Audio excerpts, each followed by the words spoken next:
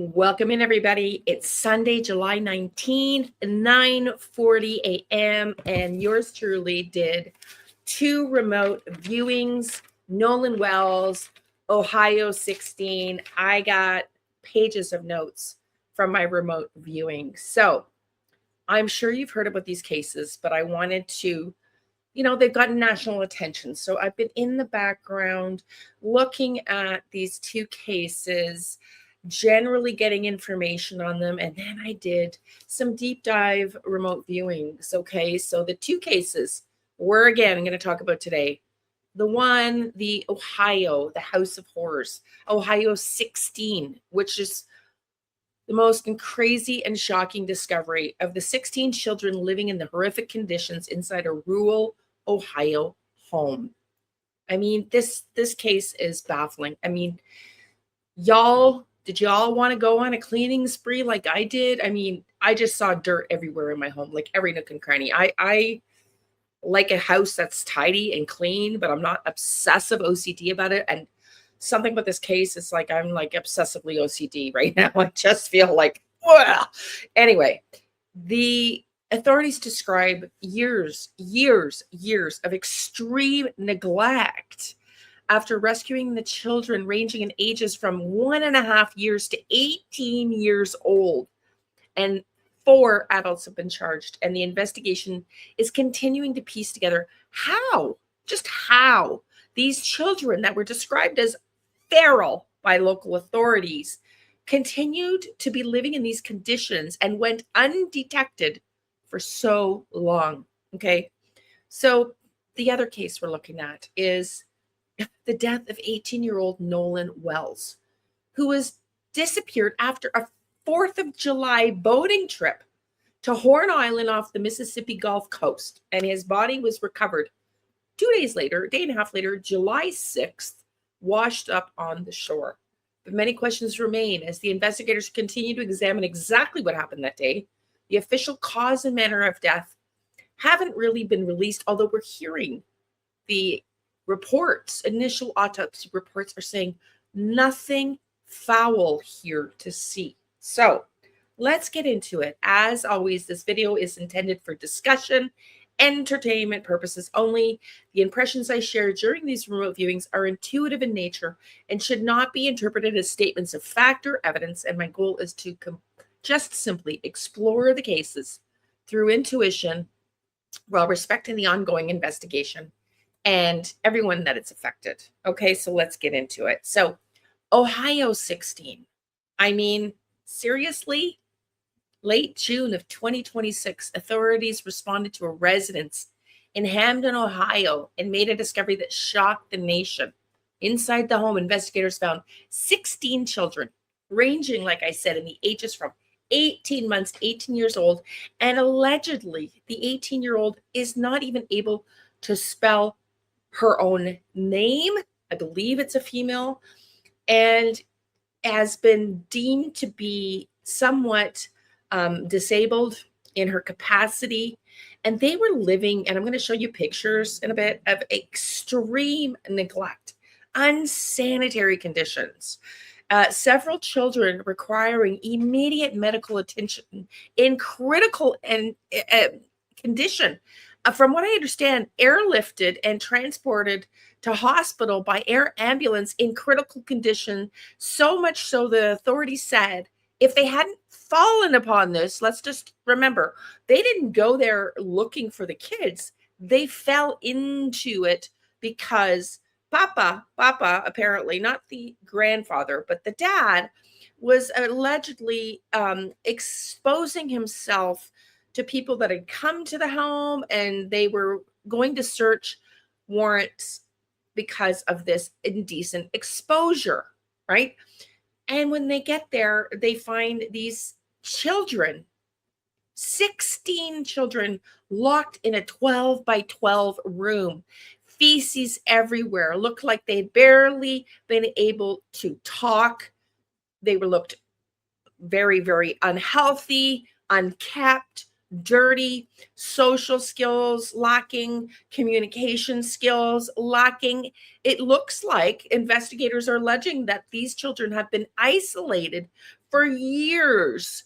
They spent so much of their lives confined to this 12 by 12 room and suffered severe developmental delays. They were missing from school. Now, I've heard Ashley did a report. God bless this woman, you know, the Whisperer, if you saw Ashley Banfield's reporting. And I'm not critical here of her statement, other than they moved around a lot, which is why they weren't found. But from what I understand, they were in one place for 4 years. I mean, that 4 years should have been more than enough time for authorities to realize, hey, these kids aren't in school. Like, you're birthing a child every year. What is going on here? But nothing was ever reported, although the dollar store had said they had seen some of these kids coming in, or on occasion a couple of years ago, and not since, and that the parents came in regularly towards the end of the shift to buy vegetable oil. What was the other one? I mean, various items, but commonly vegetable oil. And I don't know, you know, it's rumored that people that are poor give their kids that for food. I don't know. There's other thoughts that conjured up in everybody's mind upon hearing that.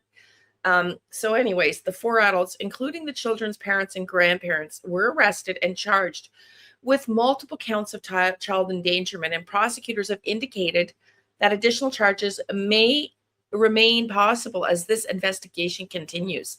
And I want to examine, through my remote viewing, as I always do, the first impressions that I get in this case. And they're, again, not presented as facts. They're interpreted not as conclusions about any individual ongoing investigations, but merely my remote viewings.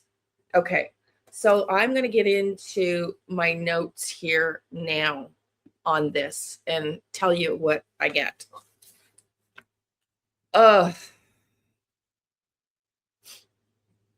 I first tap in and I ask the question, who's in control of this household, right? Like, who is behind this? Who is in charge of these horrendous living conditions? And I'm immediately shown the grandfather. But then I get this pan towards grandma too. And so I'm trying to determine what grandma's involvement was, other than, I think at this point in this first remote viewing, I think really and truly it was just that she turned a blind eye, if you will. Okay. And now we're hearing reports. I've heard reports that grandma also married under the exact same conditions. In fact, there's several reports that many of these family members also married, impregnated at 15. And it gets even more disturbing. Okay. Some of them married at 10, 12, 15, and married adults, 38, 46. But, you know, so there apparently appears to be a family history of a young impregnated child, mom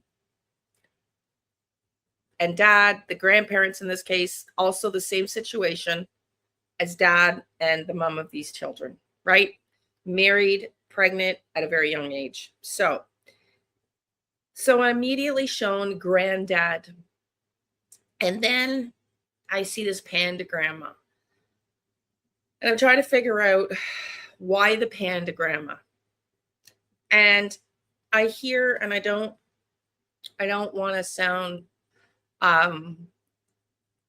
disrespectful here. I really don't want to sound disrespectful, but I am immediately shown, and I hear the words, all low IQ. Okay, all low IQ. So we're not dealing with, of the 4, any Einsteins. I think there is a low IQ from a certain element here. And I would say that I believe of the four, the grandmother has the highest intelligence and IQ. I don't know if there's drugs involved or what, but stay with me because I do know, we know from this remote viewing a lot of things. So I'm shown a picture of crowd parents. Can't read that. Around the parents. I'm shown a picture of the parents, like, and I'm shown like,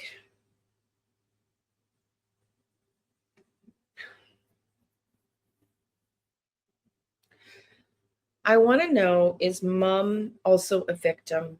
The 33-year-old mother. And I'm shown a picture of her running from grandpa and her husband, who I believe assaulted her sexually. I see her being tied up with a very long rope. And then I found a picture of her in her arrest with bruise around her wrist. And I really believe that that SA extended to the kids, regrettably. And I believe the mother, grandmother turned a blind eye to it. And I believe mom has known no different from this family at 15. She's lived more years in this environment than she has out of it. And reports have come out from her brother that they had a very, very abusive, she had herself a very, very abusive childhood. And so I know, having gone through that as a child, what that does to your self-esteem, and you don't understand, like, you just, I mean, I think there's a lot of things going on here that are much more complex probably than what I dealt with the cognitive dissonance, where you really don't understand that these people you're supposed to love and who are supposed to care for you are actually harming you. And I really think there's some cognitive dissonance here and some Stockholm syndrome from the 33-year-old mom. I think she's the main victim in this. And I feel like the dad and the son had been SAing her together. I see visions of her together with them. I see her running from them in the house. I see her wrists being tied up and on a bed on the floor. I see, and I hear that the grandmother was cold, very cold, turned a blind eye. She's afraid of him. And all low IQ, grandma's the highest. Okay. That's Idaho 16. I'm going to show you some pictures at the end of this video to substantiate what I've been telling you. But first, let's get into Nolan Wells. This story is also very, very disturbing. And I got, even though, interestingly, I'm more curious about Ohio 16 personally, I got way more in the way of a remote viewing on Nolan Wells. And I think, like, I got 2 pages on Nolan Wells, and 1 on Ohio 16. Okay. So I think it's because I think Ohio 16 is not as deep a mystery. I think we're going to hear relatively soon, I'm hoping, who's being charged. Are they going to be able to charge the 33-year-old mom and make that stick? I don't know. How are they going to even get the evidence from the kids? I don't think there's going to be a hard time getting a conviction here. It's just saying. And I think the reason why the Nolan Wells remote viewing is twice as it brought me twice as much information is probably because the mystery is going to take longer to unravel. So I first pan in and I ask, show me what happened.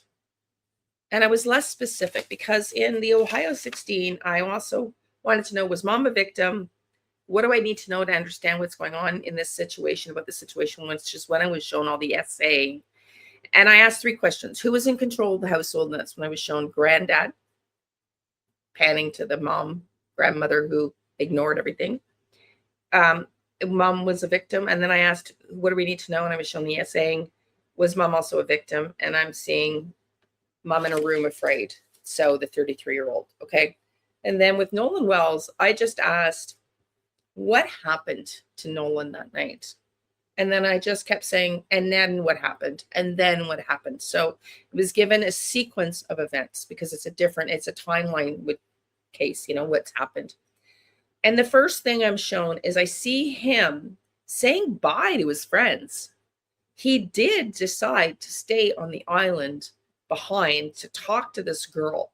And I had heard this rumor, but I hadn't even heard her name at the point of doing this yet. Because again, there's so many stories out there. I followed several of them for each case, but I hadn't heard her name sticking. And so I see this, but it's important because I'm given a vision. And then I'm later confirmed through watching the Pascal show last night that the vision that I got is the girl. So let me just say, I'm shown that he's saying bye to his friends as they leave the island. And I'm almost positive he references that he left his phone on the boat, so please don't leave his phone behind for him. And that he'll check in and he'll see them later, okay? And then I say, and then what happens? Then what happens? And then I see he walks farther down the beach, westerly,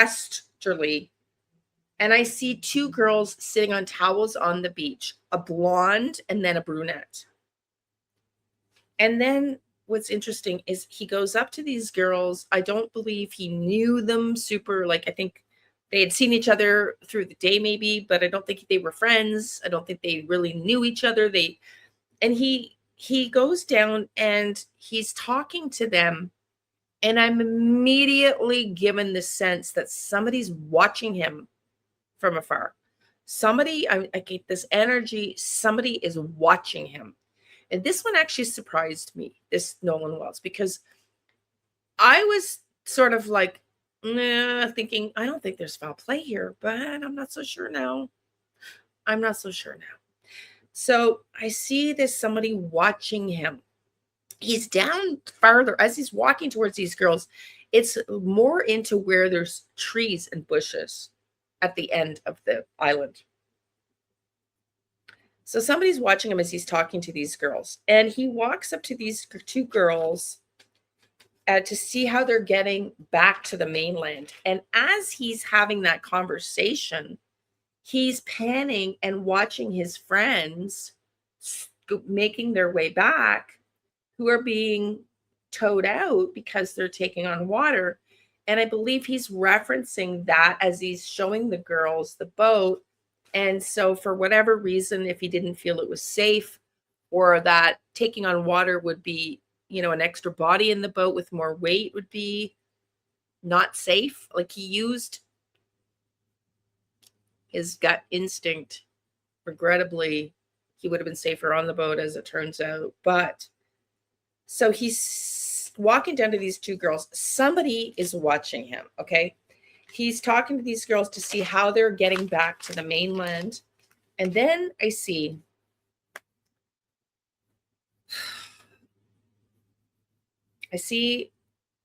this is where I get a little bit concerned. I get a fate, I see somebody coming up behind him trying to shut him up about something, like an African-American colored hand covering his face. And I don't know what that's about because I don't think that's the guy that's watching him from behind. I'm not sure. But I feel like the guy that's watching him is the boyfriend of one of these 2 girls.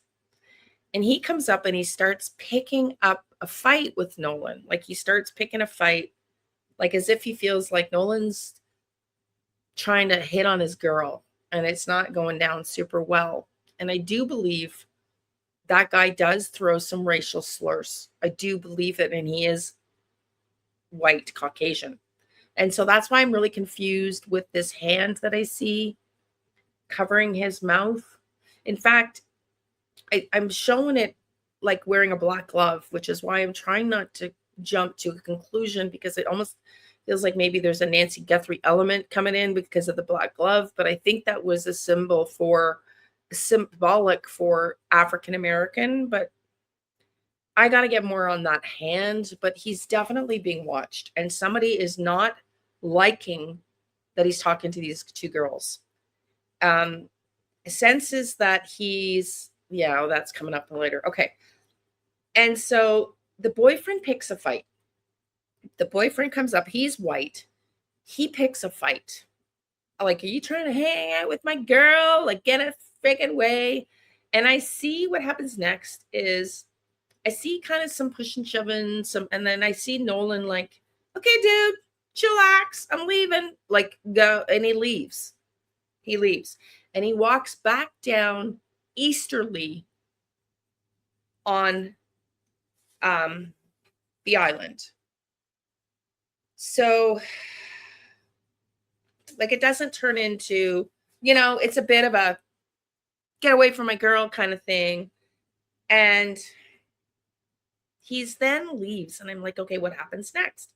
So I see the pushing and the shoving and a bit of a fight, and then he's just calmly says, okay, dude, like, leave it, I'm leaving. And then I say, so what happens next? I see him walking around socializing, and I see him there, his friends in the water, and he's on the island. At some point,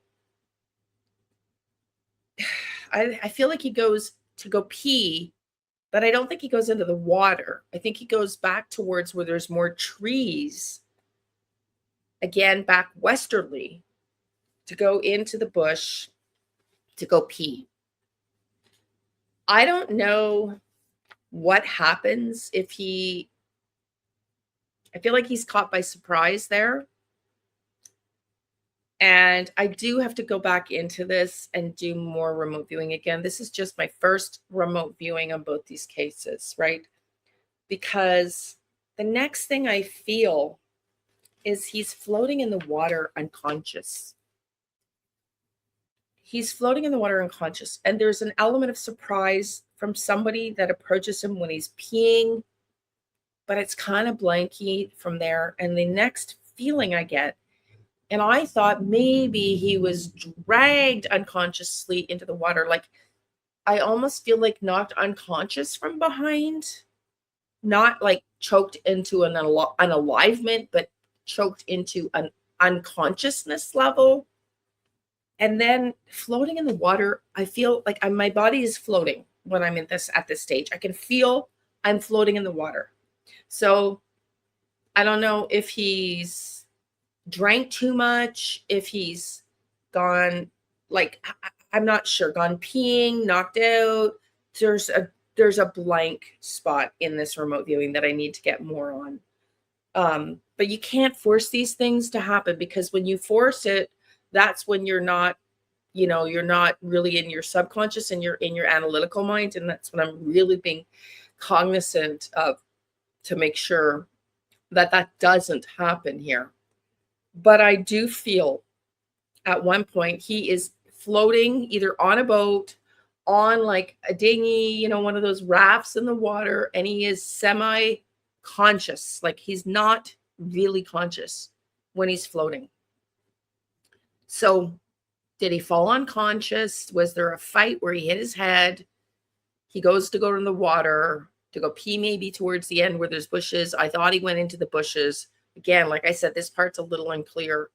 And then he falls by mistake, and he's sort of in the water floating, and then he's unconscious, and then takes in too much water and then drowns. That's sort of where I'm at. But because I see this hand and I feel like he's being watched, I do feel like he ticked somebody off there that day.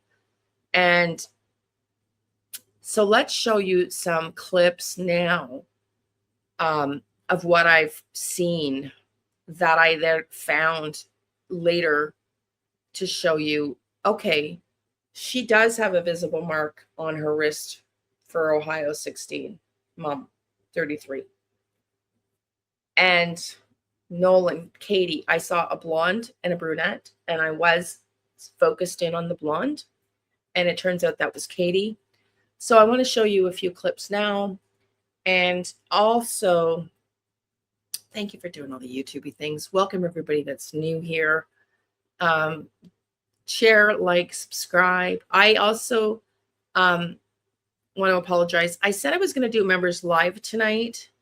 But what I'm going to do instead, because it's too confusing every 2 weeks, I'm going to do the first and last Sunday of every month. And that way it's so much easier. So the first and the last, meaning there'll be back-to-back weeks, you know, the first and the last, the first and the last, the first and the last of every month, every Sunday. So that'll also give you guys time, because that would be next Sunday for members only, July 26th. If you're a member, please let me know what specifically you'd like to see. And again, I apologize. I'm saying things like once I make a decision, and then I have to think about it a little bit more, because I'm like, oh my God, my memory is so bad. I'm never going to remember every week what's coming up. And so it's just easier for everybody to remember the first and the last Sunday of every month for members live streams. Okay. And so we'll see you on the 26th of July for the first members live stream. So if you're a member watching this, let me know what you want to watch, what you want to see, what case you want to discuss. Tarot, what do you want me to do? Now let's get into the videos that show what I was talking about. Wild. Comes to the marriage of Gary Jr. and Elizabeth. Now, there's been speculation about who's the father of all these 16 kids. Elizabeth's relationship with Gary, they allegedly met when they were very young and got married very young. And now we're finding out that this is something that has been going on for a long time and throughout the Siders' history. Now, Amy did a great job reporting on this over on X. If you guys don't follow her and you want to stay up to date on the latest news, make sure you do that at @AmyLee on X. She says this: the Siders files, a pattern of stolen childhoods. She says the deeper I dig into the Siders family history, the more the narrative shifts from coincidence to a deeply concerning pattern. While piecing together this timeline, one chapter in particular demands to be heard: the 2002 marriage of Richard Siders and Tessie. Now, we're probably wondering, who are these people? We're going to talk about it. Amy says the numbers don't lie. In 2002, in the state of Ohio, a judge signed off on a marriage between a 48-year-old man and, get this, yes, guys, his 14-year-old pregnant bride. This is real. This wasn't a relic of the 1800s, Amy says. This was the turn of the 21st century. This details of the court filing and the court's approval are wild, she says. So here's what the judge said in this case. When questioned years later, the judge who approved the union claimed that he only vaguely remembered this case. I don't know how you could forget a case like that unless it just happens often. Also, there was a lack of oversight because there was no intervention from the Children's Protective Services. No prosecutors were involved. A child's future was decided in a vacuum, and the court filings and the court failed to provide the most basic safeguards. Now, we got to find out what state this happened in, because I don't think that there's any states where a 14-year-old could marry a 48-year-old. But again, we've seen crazier things. So also, she says, there was a lack of oversight because there was no intervention from Child Protective Services. No prosecutors were involved. And as I mentioned, the child's future was decided in a vacuum. The legal loophole on this is that legal experts interviewed on this case have stated flatly that law enforcement should have been alerted. The fact that they weren't speak volumes about the culture of the time and place. Now, what happened? Tessie eventually broke her silence. While she expressed that she does not regret her own path, her reflection on the matter is chilling indictment of the system. Here's what she had to say. Yes, some get pregnant before 18, but if the father truly loves her, he'll wait years to marry her. Tessie now stands as an advocate for change, firmly believing that the age of 18 should be the absolute, non-negotiable floor for marriage. She is a voice for the version of herself that was denied the right to childhood. So how is this important to the Siders case? You're probably wondering. This isn't about one marriage. It's about a family culture where child marriage appears to have been normalized. And I don't believe in coincidences. From Elizabeth marrying at 15 to Gary Jr., and Gary Jr.'s sister did the same. The Siders family tree is marred by these types of unions. Richard Siders passed away in September of 2025, but his marriage to Tessie lasted over 2 decades. And that's who you see in the picture. A lifetime built on a foundation that never should have been legal in the first place. And Amy says, as she continues this investigation, she's looking to how the institutional loopholes were exploited over the years. The records are public and the history is clear. And the question remains, who was protecting these children? Nobody when it comes to these 16 children. And how did this become standard procedure in Gallia County? Stay tuned. The investigation continues. And people, of course, in the comments of this post are absolutely shocked. Of course, you see Tetsi and Richard there. And then we've got the current Siders family, which we're talking about. This is insane. I'm not going to read the comments because people are absolutely pissed about this, and rightfully so. But we've got to hear from some of the neighbors in this case, because people are still finding out what happened in their own neighborhood, in their own community. And there's a lot of shock and disgust going around when it comes to this case. Yeah. It seems like this is not necessarily uncommon in the area for this family. Let's go to the next clip. Okay, I'm down here. Can you see me? Can you see me? I'm moving myself down because I want you to see Mom has a bruise on her. I'm going to try to zoom in if I can. Mom has, I can't. Look at here on her arm, with the Mom being the 33-year-old with the long dark hair here. And look at the bruise sort of on her arm here, right? Like above her wrist, under her elbow, sort of on her arm here is that bruise. Right here, you can see a line. Well, I was shown a long rope that she was tied to in the home. I think she's also been held there, if you will.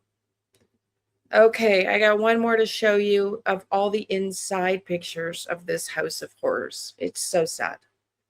It's also just been reported that all the kids have been placed into foster care, and it's, God willing, they heal and go on to have as normal a life as totally possible for them.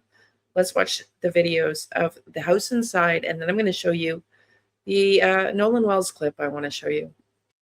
Now, this video is from Grizzly True Crime. She's showing somebody went into the home and took pictures. There was crime scene tape up on the door that was allegedly broken before this guy went inside. I don't support breaking inside to a crime scene, but I do want to show you the conditions of the home inside. It's pretty wild.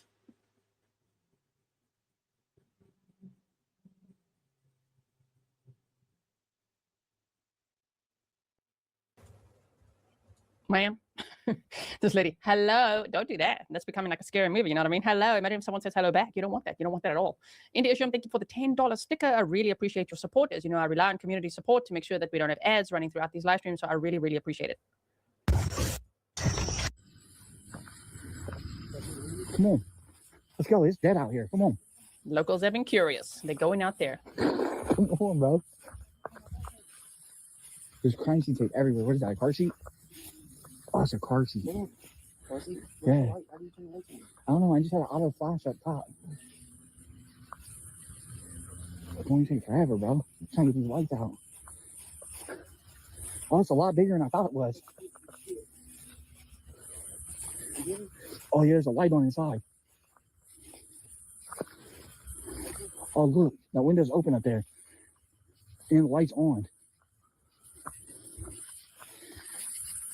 Oh, my God. I hope there's no snakes back here. Oh, my God. So Here, you want this flashlight? Wouldn't it be a little scary? Would you go in there? I wouldn't go in there because I don't know. I don't know if they've released the house yet. There's tape, police tape. So I'm not sure what the police are thinking about this. I don't know. But I do want to see inside. So as on the internet now, we're curious. We want to watch this. Okay, it's all over. So we're going to watch it. And I'm going to show you pictures that the New York Post also posted. Mitzi Parker, thank you so much for your $5 sticker. Here. How are we going to get in? Here, you're taking forever. Come on, grab this. Take this fucking light and come on. Oh, my. How the fuck are we going to get in here? Oh, my God. I don't know how we're going to get back out. Oh, that door's open. That door's wide open. Come on. That door's wide open. Just climb. We'll go the other way out. Oh my God, this is awful. Are you calling this thing? Are you recording? Yeah, I'm recording right now. Yeah, go ahead, call her. It's hot as fucking here. I will. Oh my God, look at all the roaches. Oh my God, there's roaches everywhere. Oh my God, there's fucking roaches, cockroaches everywhere. Which is also what the Attorney General said, which now the defense attorneys are very upset by. They have asked for a gag order, and the judge has actually granted a gag order. Oh man, obviously because it's also a small town, so they got to find jurors and all of that. But yeah, to be like Well, the Attorney General said, it was pure. good luck. We're going to read some new court. Good luck finding jurors from somewhere else. I think they're going to need to go to outside the county here. I really do.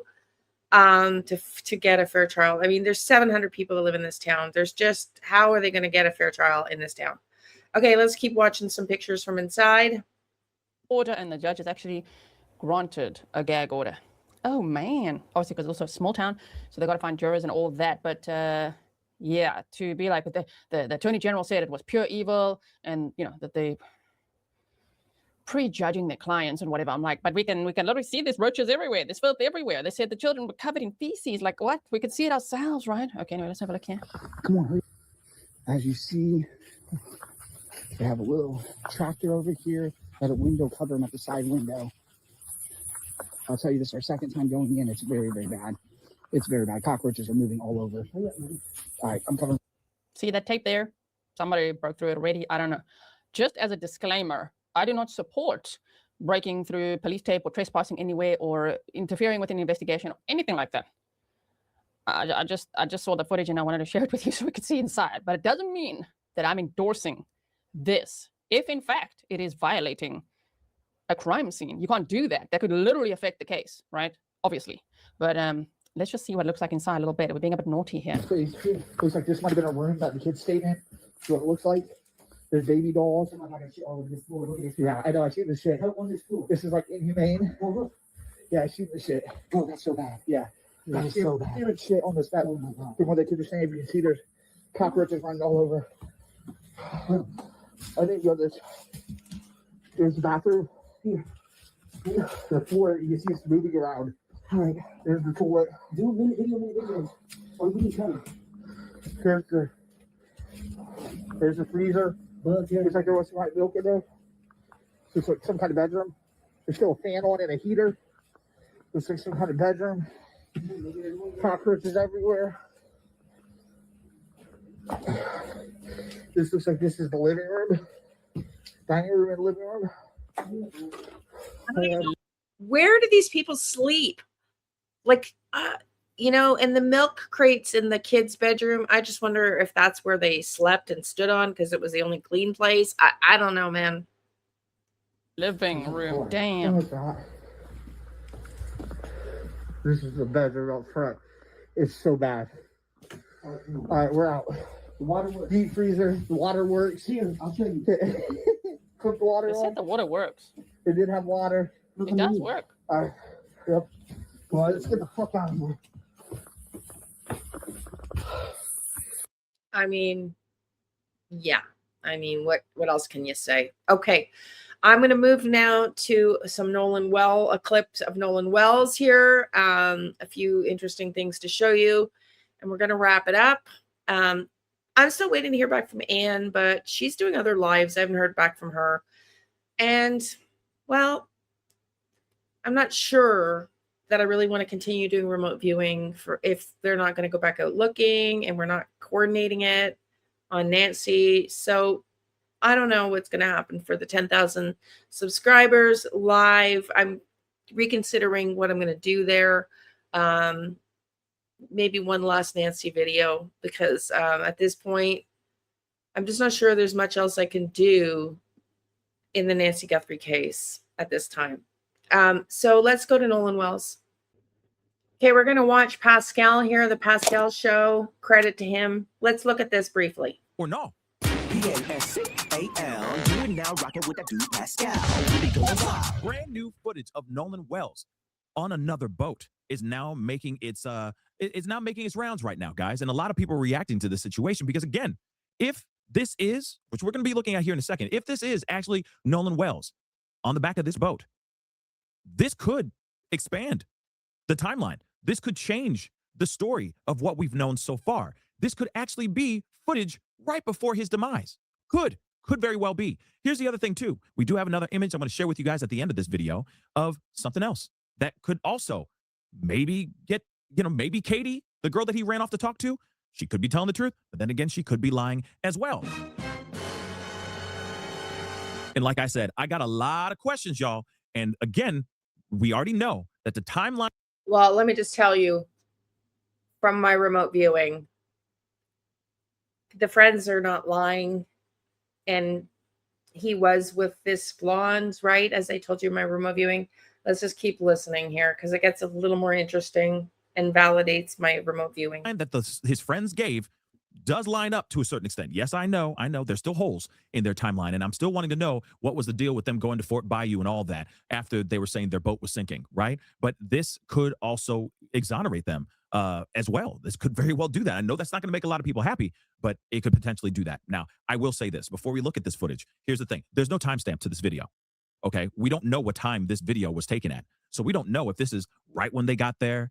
This is in the middle of the party. This could be at 4 o'clock. This could be at 3:03 p.m. in the afternoon. We do not know, but we do have footage of him out here, allegedly him out here on another boat, hanging out with some other people. And I'm wondering if 5-0 is actually interrogating, investigating, and asking this boat some questions, the people on this boat some questions. Not like they can actually talk to a boat, but you get what I'm saying. The people on the boat. So let's take a look at this video. Again, I don't know if this is AI slop. It doesn't look like AI slop to me at all. But again, it is very interesting. Nonetheless, let's take a look at this video right here. And I'm muting it because it's just slow-mo music, so it just sounds weird, okay? But I'm going to try to blow it up so you guys can see a little bit closer and all that. I know it's not the greatest angle, but you get what's going on here, all right? And here's something I want to point out, okay? Aside from that's clearly him right there, okay? That's clearly, and to me, that's him because he was wearing kind of like a lightish blue swim trunks with like a black lining on the edge. You know what I mean? So that is pretty much what he was wearing. If you look at the photo, the infamous photo of him with the three friends on the end of the boat, okay, he's wearing light blue, kind of like a crush blue, I guess, swim trunks. Those are those actual swim trunks. So that's got to be Nolan Wells, unless, like I said, unless this is AI slop. I'm not sure from this picture if that's Nolan. Pascal seems to be convinced. I didn't see what he was wearing. Again, I did look at these cases in the background, but I not all the details did I get. There's so many videos out there. So he's pretty sure this is him. But let's move on because he says some other interesting things. Have them speak out. Have them go to police. You see what I'm saying? Because I don't know if police are doing their due diligence on that in that regard. I hope that they are. But I think it's interesting that you got a boat, Big Daddy. He's on that boat. This is not his friend's boat. Not the boat that he came to Horn Island on. It's a completely different boat. Now, here's the thing. Given the fact that we don't have a timestamp, possibilities run rampant with this situation. Like I said, this could be right when they got there. This could be depicted right when they got there. This could have been in the middle of the day. This could have been right after he turned to his friends and said, hey. So, boys and girls, guess whose boat this looks to be? If you keep watching, okay, Big Daddy seems to be sitting in the boat captain's chair. Keep watching. I'm about to kick. Okay, yeah, you're having issues with the bilge pump. It's starting to sink. Fine, it's cool. I'm going to go hitch a ride with somebody else, with one of my boys, right? And if that's the case, is that the boat that he was going to go take a ride on to go back to the mainland? And if that's the case here, then he needs they need to do their due diligence and start investigating and interrogating and asking questions to the owner and the captain of this particular boat. That's basically it, guys, right? Wouldn't you agree? I would think you would agree on that. Here's the other thing I want to point out. Let me just blow this up a little bit. All right, so you guys can see more of the picture, right? Hold on one second. So you can see more of the picture. There we go. Take a look at all the people. There's a lot of people out there, baby. There's a whole lot of people out there. Look at all those people. People on boats, people chilling right next to him. Now, if this was after 3 p.m., remember, he lost his life around 3 p.m., 4 p.m., somewhere around that time, okay, roughly. I mean, I'm just guesstimating, okay? He was last seen at 3 with his friends. He said allegedly his friend said he was going to hitch a ride with, somebody else, another friend. I want to know who the friends are. Which I got in my remote viewing, talking to a blonde. Keep watching. Who is that? And is there GPS data that can confirm anything? They need to check the GPS data on that boat number 2. That's all I'm going to say. But notice all the people around him. There's all kinds of people around him. So it just makes no sense that if something happened right around this area, how would anybody not see that? Everybody out there, they're chilling, they're drinking their little libations, they're having their beers, their white their white claws or their seltzers, you know what I'm saying? They're having their cocktails and they're having a great time, relaxing, lounging, and chilling. And if something happened right then and there in that area, you mean to tell me no one saw that? That'd be really weird. I find it strange that no one saw it. It could be, the crime could be that he had an accident and it was all his doing, like just human error. And the crime could very well be that somebody just turned a blind eye and just let the man succumb to water, submerge. Right? That's the only other thing I can think of aside from somebody actually dunking his head in the water, taking his life in that kind of fashion.